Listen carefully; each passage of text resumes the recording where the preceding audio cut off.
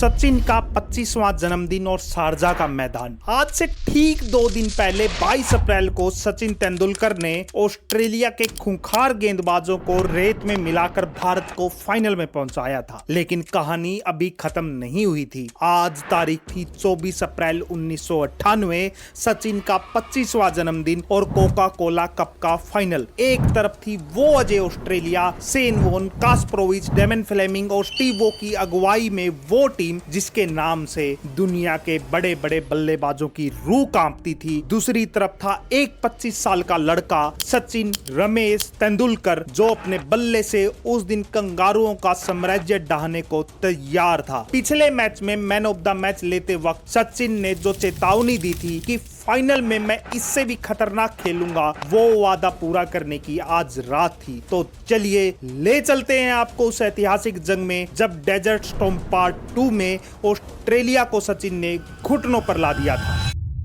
Sharjah का मैदान तैयार था। ऑस्ट्रेलिया ने टॉस जीता, पहले बल्लेबाजी का फैसला किया। भारतीय गेंदबाज भी आज अलग अंदाज में गेंदबाजी करने के इरादे से उतरे थे। वेंकटेश प्रसाद और अगरकर ने ऑस्ट्रेलिया के टॉप ऑर्डर को ध्वस्त कर दिया। स्कोर था ऑस्ट्रेलिया का 19 रन पर 3 विकेट। लग रहा था ये फाइनल अब भारत का होने वाला है, लेकिन जैसा कि उस ऑस्ट्रेलिया की खासियत थी, मिडल ऑर्डर ने पूरा खेल बदल कर रख दिया। गिलक्रिस्ट और बेवन ने 45 रन बनाकर ऑस्ट्रेलिया की मैच में वापसी करवाई और फिर लहमन और स्टीव वॉ ने 70 रन बनाकर इंडियन गेंदबाजी को नेस्तानाबूद कर दिया। 50 ओवर खत्म होने तक ऑस्ट्रेलिया ने 272 रन ठोक दिए। ये स्कोर उस दौर में शारजा जैसे मैदान पर पहाड़ जैसा था। इनिंग ब्रेक के बाद तो शेन वॉर्न ने यहां तक कह दिया, मैच हम ऑलरेडी जीत चुके हैं, इंडिया का तो कोई चांस ही नहीं बनता। और रही सचिन की बात, उसे तो मैं चुटकियों में आउट कर दूंगा। लेकिन ड्रेसिंग रूम में यह सब सुन रहे सचिन की आंखों में एक अलग ही आग थी। वो चुप थे और वो चुप्पी किसी बड़े ज्वालामुखी के आने का संकेत दे रही थी। इनिंग ब्रेक खत्म हुआ। भारत को जीत के लिए 273 रन चाहिए थे, वो भी उस ऑस्ट्रेलिया के खिलाफ जिसके गेंदबाजों का नाम सुनकर बल्लेबाजों की नींद उड़ जाती थी। सचिन तेंदुलकर और सौरव गांगुली मैदान पर उतरे। शारजा का स्टेडियम दर्शकों से खचाखच भरा हुआ था। हर कोई सचिन से उसी जादू की उम्मीद कर रहा था जो 2 दिन पहले देखा गया था। पारी शुरू हुई। गांगुली ने डेमन फ्लेमिंग की पहली ही 2 गेंदों को कवर ड्राइव लगाकर चौके के लिए बाउंड्री के बाहर भेज दिया। फिर सचिन ने फ्लेमिंग को एक ऐसा स्ट्रेट ड्राइव मारा कि गेंद गोली की रफ्तार से सौरव गांगुली के ऊपर से बाउंड्री के बाहर चली गई 4 रनों के लिए। लेकिन इसके बाद गांगुली पूरी तरीके से डिफेंसिव सेल में चले गई और इसी दबाव में 9वें ओवर की 5वीं गेंद पर फ्लेमिंग ने गांगुली को मूडी के हाथों कैच आउट करवा दिया। गांगुली 42 गेंदों पर 23 रन बनाकर पवेलियन लौटे और उस समय भारत का स्कोर था 39 रन 1 विकेट के नुकसान पर। नंबर 3 पर एक बार फिर नयन मोंगिया को पिच हिटर के रूप में भेजा गया, लेकिन सचिन ने मोंगिया से कहा, बस तू खड़े रहना, कंगारुओं को आज मैं अपने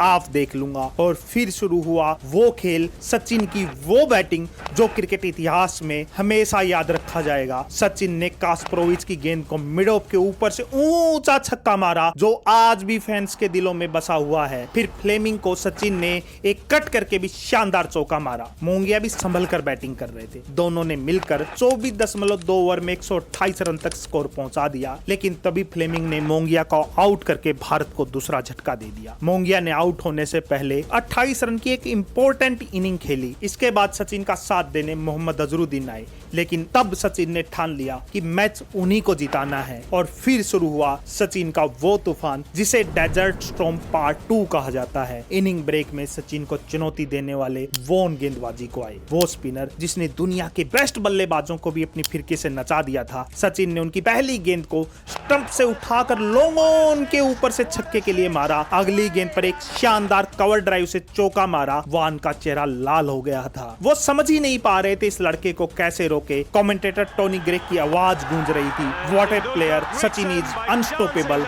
वॉर्न की कोटाई करने के बाद सचिन ने कास्परोविच को भी धोना शुरू कर दिया। एक ओवर में 2 चौके और फिर एक लंबा ऊंचा छक्का। ऑस्ट्रेलिया के कप्तान स्टीव वो हर गेंदबाज को आजमा रहे थे, लेकिन सचिन के सामने उस दिन पूरे ऑस्ट्रेलिया के गेंदबाज बेबस नजर आ रहे थे। 37वें ओवर की चौथी गेंद पर जब सचिन ने अपने 100 रन पूरे किए तो शारजा के मैदान पर मौजूद एक दर्शक खड़े होकर सचिन के लिए तालियां बजा रहा था। यह धमक थी कि यह लड़का आने वाले समय में बहुत बड़ा नाम करने वाला है। 44.3 ओवर तक सचिन ने 131 गेंदों पर 134 रन ठोक दिए। स्टेडियम में सचिन सचिन के नारे गूंज रहे थे। जीत के लिए महज 25 रन चाहिए थी, 33 गेंदें बाकी थे, लेकिन तभी कास्प्रोविच की एक गेंद सचिन के पैड पर लगी और अंपायर ने उंगली उठा दी। LBW out. सचिन पवेलियन लौटे, लेकिन मैदान पर वो एक तूफान छोड़ गए थे जो ऑस्ट्रेलिया को खत्म करने के लिए काफी था। सचिन जब आउट होकर पवेलियन जा रहे थे, मैदान पर मौजूद एक दर्शक, एक ऑस्ट्रेलियाई इंडियाई क्रिकेट का फैन खड़े होकर सचिन के लिए तालियां बजा रहे थे। उन्हें पता था आज सचिन की इस बल्लेबाजी ने पूरी ऑस्ट्रेलियाई टीम को तहस नहस कर दिया है। जडेजा और कनिक्टर की जोड़ी ने बचे हुए रन बनाकर भारत को एक ऐतिहासिक जीत दिला दी। वो जीत जिसका सपना हर भारतीय देखा करता था, हर एक क्रिकेट प्रेमी देखा करता था, और इसी के साथ शेन वॉर्न समेत पूरी ऑस्ट्रेलियाई टीम का अहंकार भी मिट्टी में मिल गया था। सचिन ने इस सीरीज में 5 मैचों में 87 की एवरेज और 101 के स्ट्राइक रेट से 435 रन बनाए थे। इस मैच के कुछ सालों बाद शेन वॉर्न ने एक इंटरव्यू में कहा था, सचिन के वो छक्के, सचिन की वो बैटिंग मुझे आज भी सपने में दिखाई देती है, और यहीं से शुरू होती है उस 25 साल के लड़के की क्रिकेट के भगवान बनने की कहानी। तो दोस्तों, सचिन की इस पारी को आप 10 में से कितने नंबर देंगे कमेंट में बताइए, और चैनल को सब्सक्राइब जरूर कर लीजिए क्योंकि नई वीडियो आने ही वाली है।